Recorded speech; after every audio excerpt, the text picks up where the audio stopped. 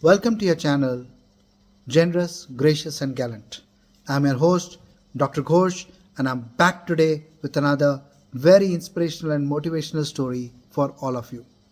Friends, in today's video, I'll be introducing you to Rash Behari Bose, an Indian revolutionary leader who formed the Indian Independence League, which was the frontrunner of the Indian National Army, which he then invited Subhash Chandra Bose ji to lead. He was the key organizer of the Gadar mutiny. He also was instrumental in playing an important role in the Delhi-Lahore conspiracy, where the Viceroy, while riding a howdah on an elephant in Delhi, was bombed. In this attack, the Viceroy was seriously injured and the holder of his canopy was killed. The howdah on which he was riding on the elephant was also destroyed to pieces. Rash Behari Bose was also part of the organization of the Indian National Army, which he later handed over to Subhash Chandra Bose. He played an important role in enhancing the understanding and cooperation between the Japanese and Indians, so that the Japanese came out wholeheartedly in support of Indian independence movement. Friends, I'll be sharing more about Rash Behari Bose shortly on the video, but before that, I'd like to take some time to request you to kindly subscribe to the channel. Today on the channel, we've got over 392 videos already uploaded.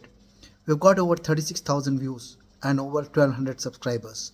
I wish to thank all my subscribers, and for all those of you who have not yet subscribed, I request you, please subscribe to the channel. Also share these videos with your friends and family. Encourage them to subscribe to the channel so that they too can experience the motivational effects of these videos. Now coming to our hero, Rash Behari Bose. He was born in Subaldha village in Purba Bardhaman district of West Bengal on 25th May 1886. He grew up during the period of severe pandemics and famines and fiercely disliked the British Raj. His father was Vinod Behari Bose and mother was Bhumaneshwari Devi. He passed his childhood in his native village under the wholesome care of his grandfather Kali Charan Bose.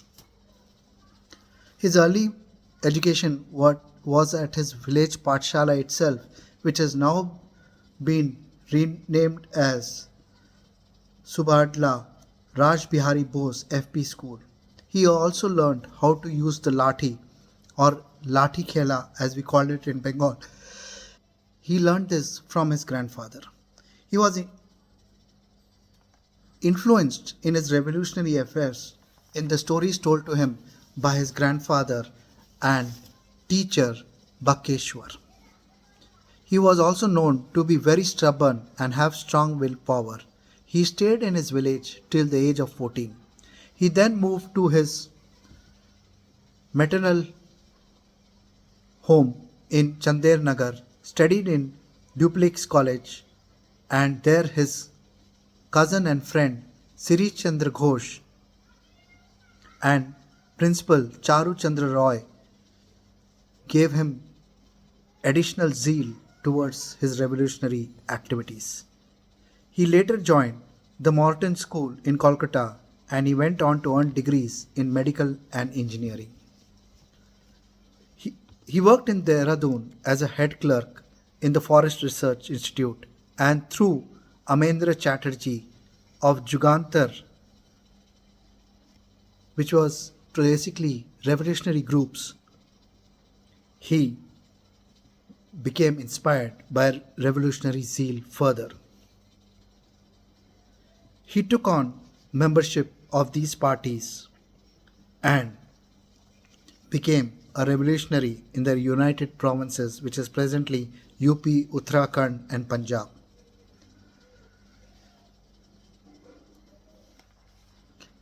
Following the assassination attempt on Lord Hardinge, Rash Behari went into hiding, and this is now famously known as the Delhi-Lahore conspiracy. This conspiracy was headed by Rash Behari Bose and culminated in the assassinated attempt on the then Viceroy of India, Lord Hardinge. On 23rd December 1912, on the occasion of the transfer of capital from Calcutta to New Delhi, the Viceroy and Viceroy were riding on an elephant on a howdah, and behind them was a man who was holding their canopy. Basanta Kumar Bishwas threw the bomb, and in this, the man behind the Viceroy and Viceroy holding the canopy was killed immediately. There was no effect on the elephant or the mahout. The Viceroy was saved, but the Viceroy was severely injured. All the flesh from his shoulder blades was ripped off. He suffered severe injuries on his head, arms, shoulder blades, and had to be hospitalized. The howdah was blown to pieces, and the servant, as shared with you earlier, holding the canopy, royal canopy, was killed instantaneously.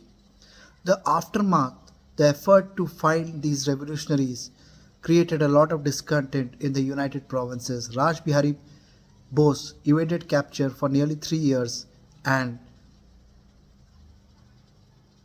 he had to continuously change his identities and place of hiding. He was also actively involved in the Ghadar conspiracy, where the Ghadar party in USA, consisting of the Indian people, the Indian revolutionaries in India, as far down as Southeast Asia, Singapore, the Indians wanted to unite and encourage the army to do a mutiny against the British. This was found out by the British at the very last moment, and by bringing in multiple acts, they quelled this mutiny. But Rash Behari Bose was now a marked man with the Delhi-Lahore conspiracy, where he attempted to assassinate the Viceroy and was successful in injuring him very seriously. And this Ghadar conspiracy, he was now a marked man. If you see the other people who were part of the Delhi-Lahore conspiracy, Basanta Kumar Bishwas, who threw the bomb on the Viceroy, he was one of the youngest to be executed in India's freedom revolutionary struggle. He was hanged. Lala Hanumant Saha suffered life imprisonment in cellular jail in the Andamans, and the others who had been sentenced to death were Amir Chand, Bhai Bal Mukund, and Awadh Bihari. They were all sentenced to life imprisonment, and one of India's youngest people to be hanged was Basanta Kumar Bishwas. He was hanged on 11th May 1915, and he became one of the youngest people to be hanged for his revolutionary zeal in India. Seeing that he was now a marked man, Bose fled to Japan under the alias of Priyanath Thakur, the relative of Rabindranath Thakur or Rabindranath Tagore, who was one of India's foremost poets and Nobel laureate. He found support in Japan and with various Pan-Asian groups. Between 1915 to 1918, however, he had to, even in Japan, constantly change his identity, change his residence, as the British authorities were asking him to be extradited from Japan. There, in an attempt to get a Japanese citizenship, he married the owner of Nakamuraya Bakery, who was Toshi. He married her and became a Japanese citizen in 1923.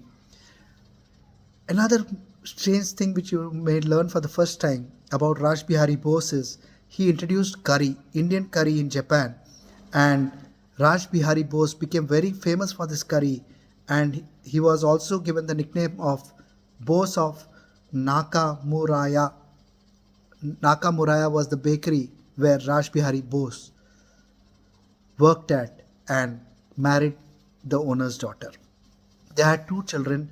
The son unfortunately died during World War II, and the daughter followed her father's footsteps with revolutionary zeal. Bose, while he was trying to settle in Japan, along with A.M. Nair, another revolutionary, had a personal stake in ensuring that the Japanese supported the Indian freedom struggle movement and went as far as putting their army at the disposal of Subhash Chandra Bose and Rash Behari Bose for India's freedom struggle.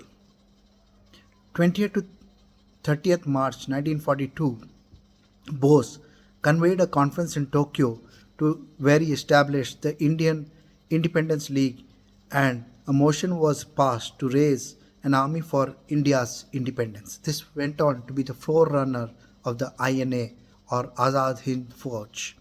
The second conference of the League was in Bangkok on 22nd June 1942, and there Rash Behari Bose invited Netaji Subhash Chandra Bose to join and take over command as the president of the INA and